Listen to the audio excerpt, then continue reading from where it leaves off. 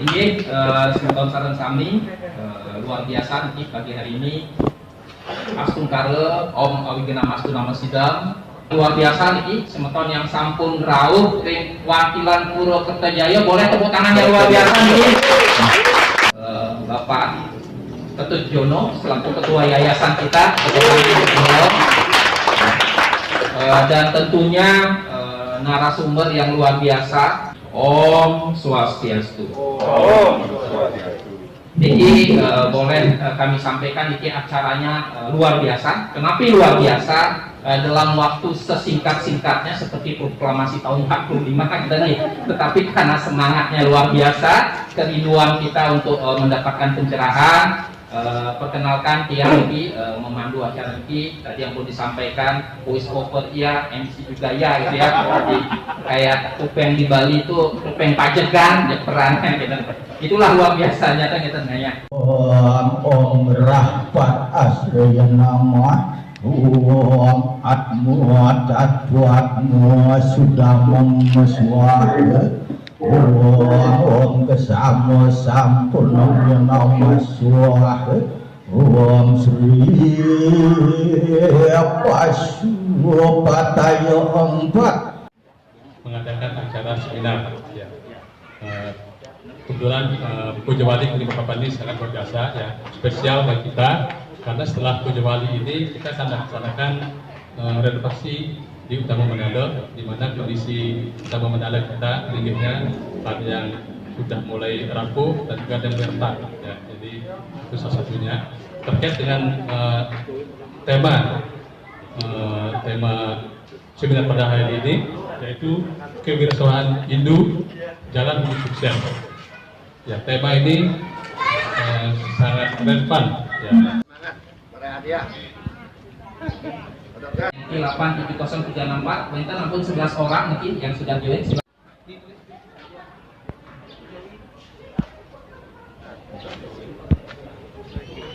Luar biasa.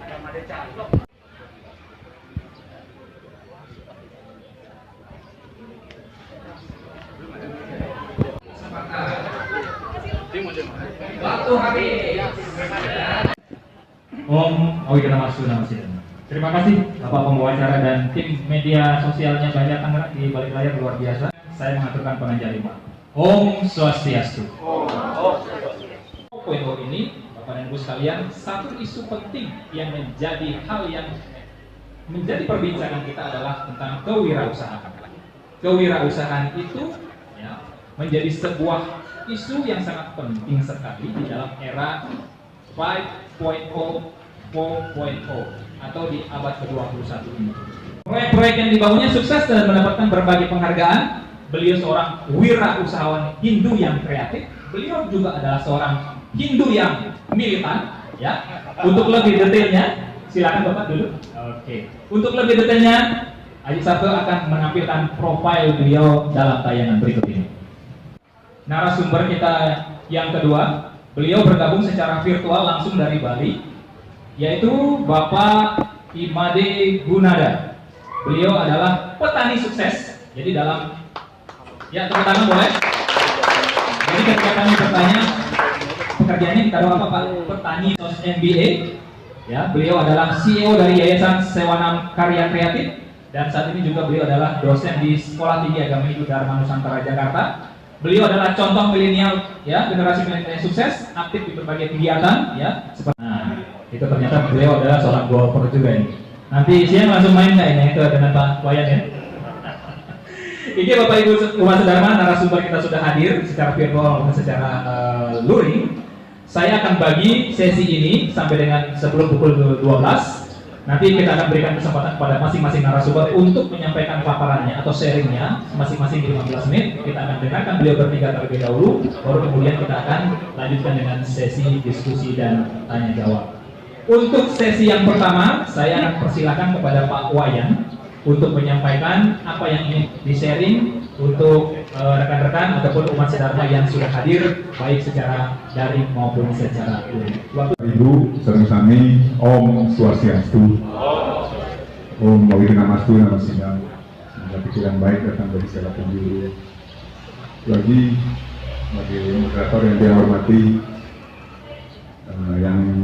yang muliakan jurumangku, anak istri, yang sangat hormati Ketua PHDI Provinsi Banten, Ketua Haji Alif Diratmaja, yang mungkin secara online.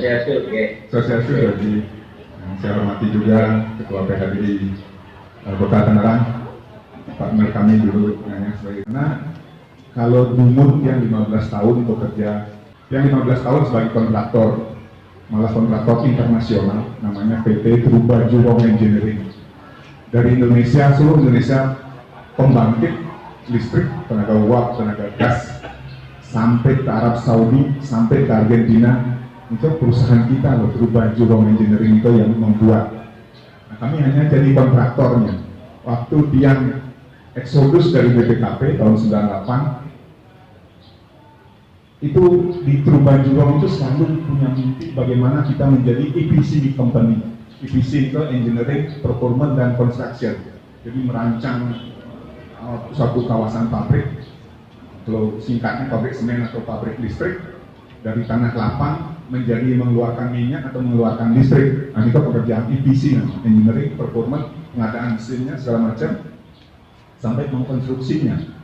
Nah, pengalaman kami ada pekerjaan di Arab Saudi, banyak pekerjaan kita di Arab Saudi karena kita bergabung dengan joint dengan Bin Laden Company yang dimiliki oleh kerajaan.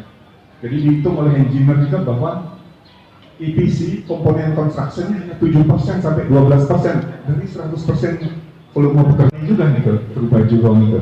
Tapi dia dalam alam bawah sadarnya, oh ternyata ada komponen hampir 88% itu uang yang dimiliki oleh engineering dan procurement.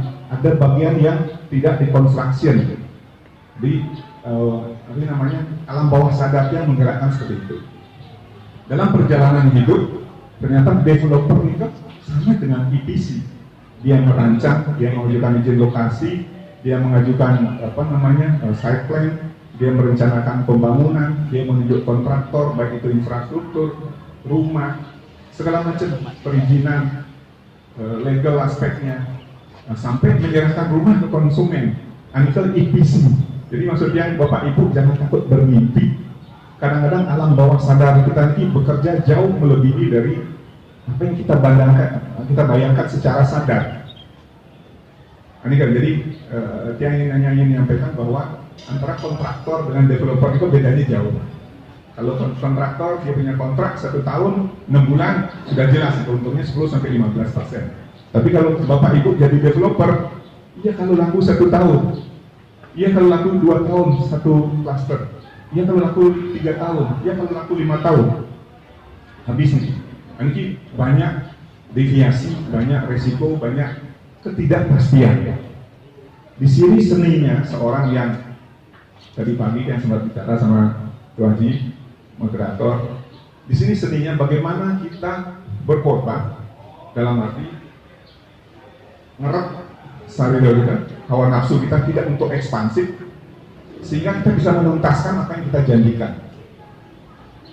Kelemahan dari developer pada umumnya, apalagi baru muncul di baru tiga lokasi kami, Sami di Kabupaten Bogor.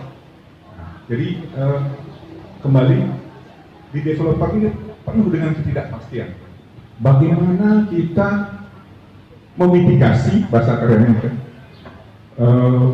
memperkirakan ketidakpastian ini yang cerita tadi, tahun, 2 tahun, 3 tahun selesai ini, dengan kepastian. Pastinya apa? Gaji karyawan pun pasti, bunga bank pun pasti, angsuran pun pasti. Bagaimana kita memitigasi ini? Di seninya, di skill yang diperlukan. Di sana perlu fokus yang luar biasa. Di situ perlu pengetahuan dari berbagai dimensi, dari berbagai bidang, sehingga ini bisa menjadi satu antara ketidakpastian dengan kepastian ini bisa berjalan berbarengan.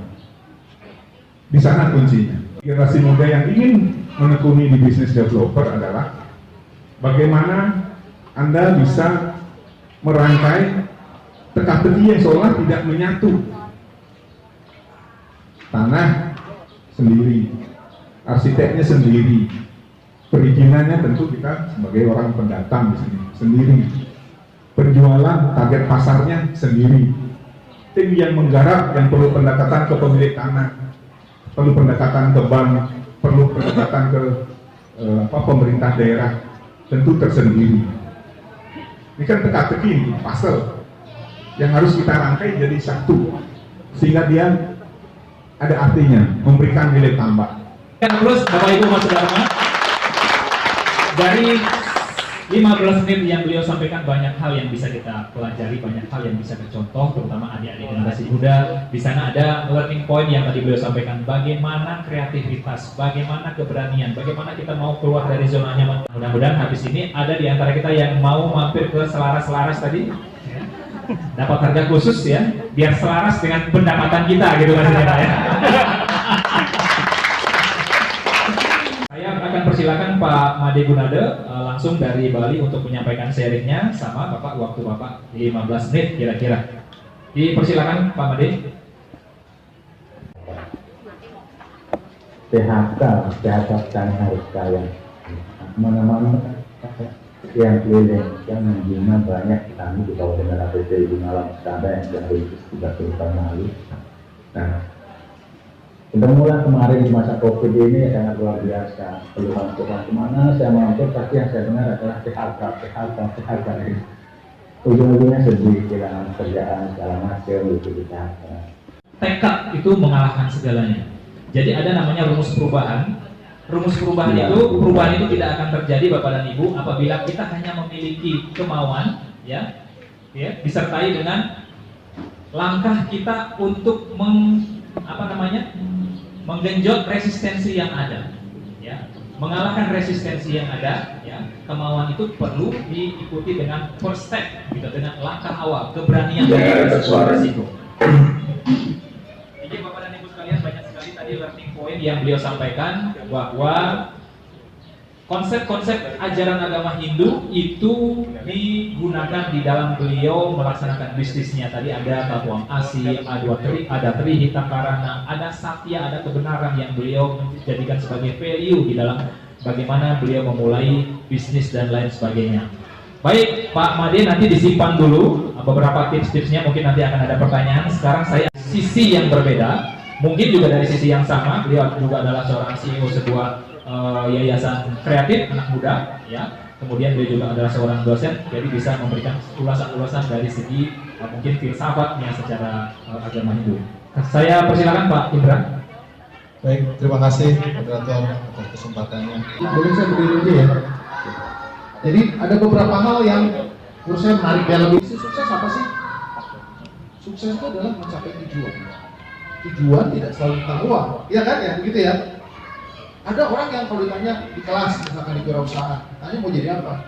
Saya ingin memberikan manfaat buat orang lain.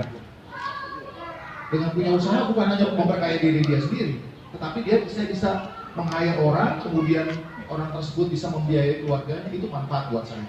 Itu tabungan buat saya. Oke, good. Menarik. Nah, tadi yang moderator juga sampaikan, bagaimana sih konsep itu? Tadi sudah disampaikan sama Ketua TP, bahwa dalam konsep Hindu, wirausaha itu adalah sesuatu yang memang sudah ada disampaikan. Ya, apa? Catur Purusa Arta. Ya, bahwa ada arta. Tujuan kita adalah juga mencari arta. Terus kemudian Caturasrama. Ya, kalau adik-adik sekalian nih masih brahmacari ya, mencari pengetahuan. Terus kemudian setelah brahmacari masuk ke fase grihasta, berumah tangga. Ya, setelah punya pengetahuan masuk dunia kerja atau memilih usaha, kemudian berumah tangga. Itu adalah masa di mana teman-teman atau adik-adik sekalian masuk untuk berpikir mencari penghidupan. Punya network, ya ada 4 hal. Saya mau bicara teori. 1, knowledge. Yang ketiga, network, jaringan. Yang keempat baru modal. Pasti adik-adik kalau saya tanya banyak di kelas, apa sih yang paling susah? Modal, Pak. Jangan moksa, ya. Tua kaya. Terimalah pangan jadubat dari Titiang. Om Swastiastu. Pak Made Gunade wonten dari Tiga masih ada ya. Pertanyaan Tiang, kami di kota, apakah bisa menjadi seorang petani? Nah itu dikarenakan kami tidak punya lahan. Petani identik dengan lahan, punya lahan bahkan sampai berhektar-hektar. Itulah targetnya, bisa menjadi seorang petani yang sukses maupun menjadi petani yang kaya. Dibilang tadi PHK ya, petani harus kaya, kan seperti itu. Nah, makin dengan kiat-kiatnya maupun bimbingannya yang tadi disampaikan, saya tertarik sekali. Banyak hal yang juga saya bisa tangkap. Tetapi satu pertanyaan saya adalah, tentu apa yang Bapak sampaikan karena lewat proses. Saya ingin tahu dan saya yakin bahwa dalam proses itu pasti ada kegagalan. Nah, pertanyaan saya adalah, kegagalan apa yang paling besar yang pernah Bapak-Bapak alami yang terkait dengan usaha yang Bapak jalani, dan bagaimana cara Bapak bangkit dari kegagalan yang Bapak alami sehingga menjadi seperti sekarang, bisa menggandeng kami yang di level yang masih di bawah untuk dilibatkan lah paling tidak, tentu dengan profesional. Mungkin itu saja yang ingin saya sampaikan. Kurang lebihnya saya mohon maaf. Yang mana yang harus dulu, modal dulu atau kita mulai dulu? Kalau saran saya, menurut pengamatan saya, mohon maaf, nanti bisa dilihat juga nih Pak dosen. Semakin awal memulai semakin bagus, sesuaikan dengan kemampuan kita. Itu akan menjadi habit, akan menjadi kebiasaan.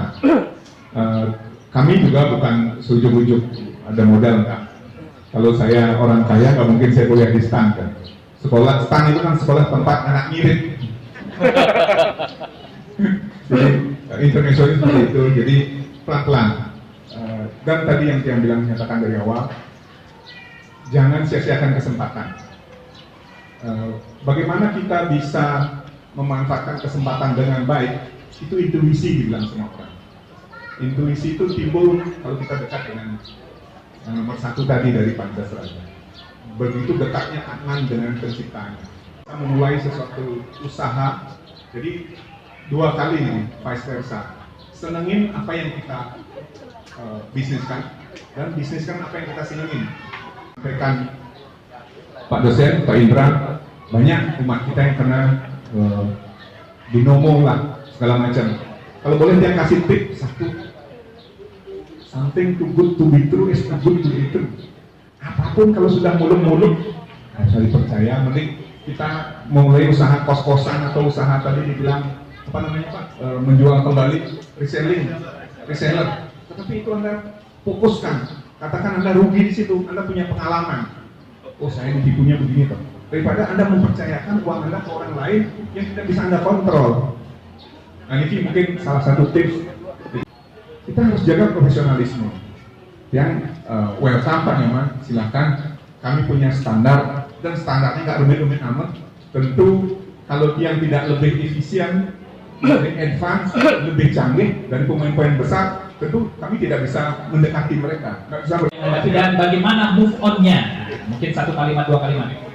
Semua udah pasrah. Pak Agung sebagai partner saya, arsitek, perancang semua.